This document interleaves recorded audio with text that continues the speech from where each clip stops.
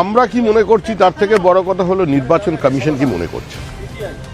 আমরা এখনো বলছি এসআইআর প্রক্রিয়া চলাকালীন যে হিংসা আমরা দেখেছি, সরকারের অসহযোগিতা দেখেছি, আমাদের ফর্ম 7 জমা নেওয়ার পরেও যেগুলো এআরও এবং ইআরওরা সিস্টেমে আপলোড করেনি, পুলিশ বেআইনিভাবে আমাদের ফর্ম 7 যারা বাজেয়াপ্ত করেছে, এবং সর্বোপরি